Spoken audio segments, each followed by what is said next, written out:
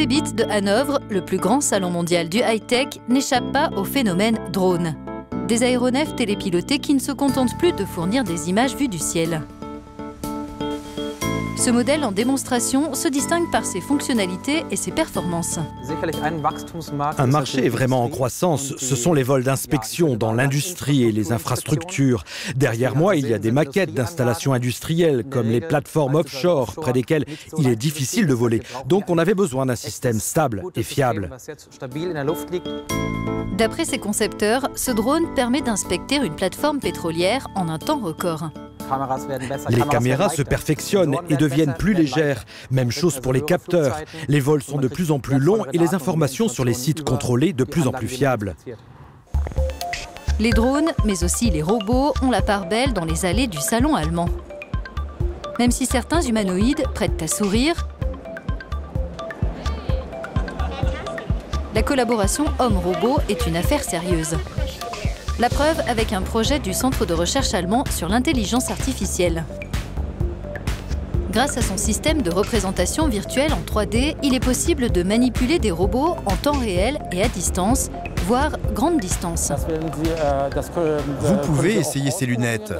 Vous les mettez et vous êtes capable de contrôler des robots qui ne sont pas là, mais qui sont à 1 millier de kilomètres. Ces dispositifs de réalité virtuelle et réalité mélangée permettent par exemple de renforcer la sécurité lors de la manipulation de matières dangereuses. L'homme peut commander par geste les actions du robot.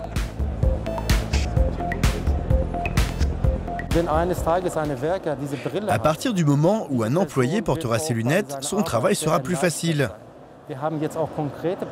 On mène des projets concrets, en lien avec l'industrie, en nous appuyant sur les atouts de ces lunettes, pour aider à mettre en place des postes de travail plus ergonomiques, par exemple dans la production.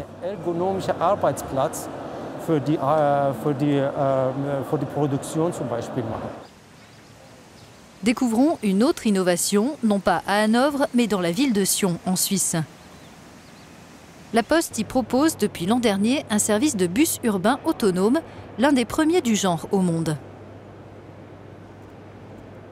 Nous faisons circuler depuis 9 mois dans le centre-ville de Sion 2 de ces petits bus et nous avons transporté 16 000 personnes jusqu'à maintenant.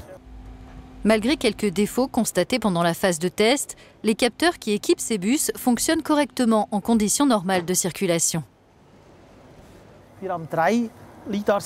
Il y a 3 capteurs LiDAR ici, ici et plus haut. Ce sont les yeux du véhicule. Grâce aux capteurs, il peut détecter les obstacles et savoir qu'il doit s'arrêter.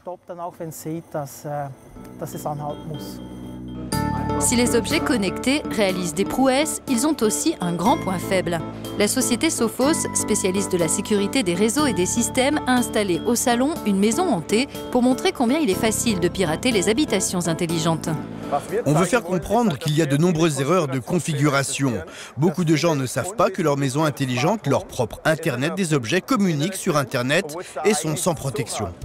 Les systèmes de chauffage, vidéosurveillance ou alarme incendie des maisons intelligentes sont des proies faciles s'ils ne sont pas correctement protégés. Vitrine des exploits de la technologie, le salon CeBIT veut aussi informer sur sa face cachée.